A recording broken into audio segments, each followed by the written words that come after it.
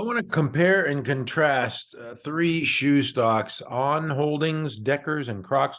I'm going to toggle back and forth between these. But first, I wanted to just show, retail apparel stocks in the group. Of course, Nike is the big kahuna, but yeah, it's got 190 billion market cap. Deckers, round up, we'll call it 12 billion market cap. On Holdings has roughly 10 billion market cap, and Crocs has an 8 billion market cap. So in order for one of those to double, Deckers would have to go to 24 billion, On to 20 billion, and Crocs to 16 billion. Which one has the best chance of doing that? We're going to take a look first at On Holdings here. I'm going to begin with the market cap, which I talked about, which was 10 billion. You can see that, and Deckers with 12 and Crocs with 8. But I want to take a closer look at the multiple. How did this arrive at 10 billion? Because the sales from ON for the year was 1.2 billion, and the earnings was 30 cents. So that puts it at PE of 106. Now, when you're, trying to decide to, how to value a growth stock, you do not use a price to earnings. You're using, mostly like price to sales. And I'm going to get to that in a minute. But anyway, let's toggle over here to Deckers. It's got a multiple of 24. They earned 16 and change last year, and this year 1853 with a 14% growth rate. And then Crocs has a multiple of 11 with only 2%. The CEO guided to 2% earnings growth this year. So that's why they have such a low multiple.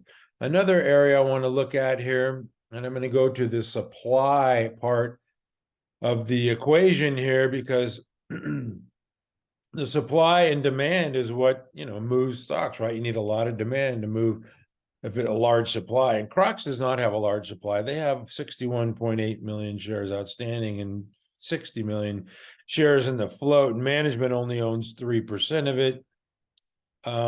Crocs does have that debt with the Hey Dude purchase, which is kind of weighing it down a little bit.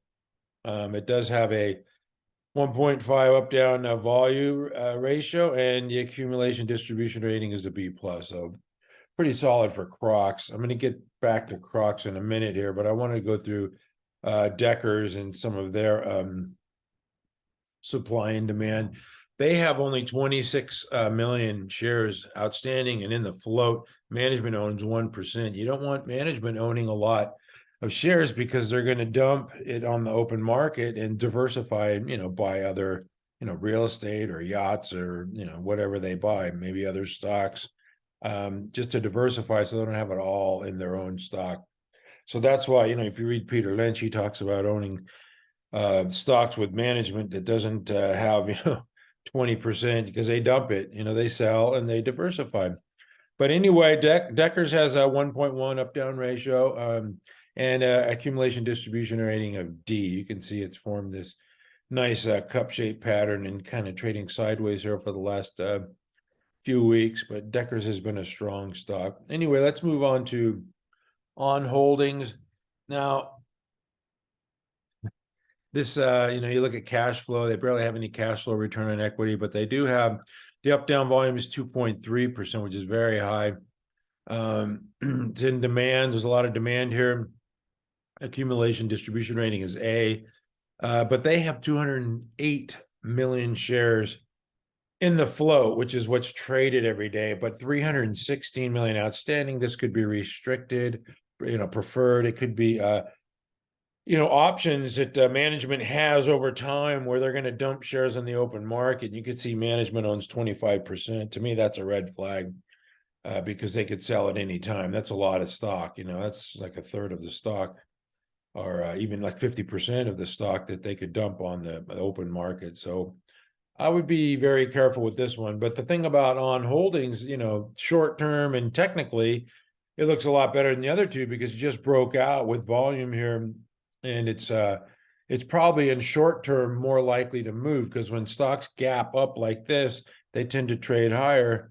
with the momentum. And if you can look at Deckers here, I just showed you the cup with handle on the weekly, and it's trading sideways. I mean, it's trending higher, but it certainly doesn't have those big gaps in the momentum like on holdings. And then Crocs has been it made a high after earnings, and it's just kind of consolidating here, forming the right side of the base. Technically, it did break above that downtrend line on Thursday, so something to watch for here. Crocs might be making a move. You kind of have to know the story, here when they guide to $11, 11.31. They had a conference at the UBS retail conference on March 10th, and the CFO said, Q1 sales were better than expected, which is code for, we're gonna crush earnings here in the first quarter. But they also said they guided conservatively $11 to 11.31 because they expect the back half of 2023 to be, the U.S. consumer is going to slow down. And Crocs has the single-digit growth in the U.S., which is another part of the problem why they're not getting a big multiple here. So they're going to have to prove, that Hey Dude is going to be a big seller. They had 3.6, if I can get here to the sales last year, 3.6 billion in sales, where Deckers had 3.6 billion also. So they had the same amount of sales, and Crocs had the sales growth here the last few quarters, 22, 21, and 13 for Deckers sales growth. And Crocs had, I believe Crocs had, I don't know, 50 or 60% sales growth. So, them guiding so low tells me that they're sandbagging and they're going to, just crush their numbers here. And that's kind of what good companies do. They manage their inventory, they manage expectations, and they under promise and over deliver. Now, Owen, on holdings though, they they have gaudy growth numbers here. And then they had 89% sales growth, and they guided to over 60% sales growth. So this definitely has the momentum. Short term, this is probably going to outperform. If you're looking, for a stock to double over time, 1 or 2 years, I think Crocs is your best bet. Anyway, that's the shoe game.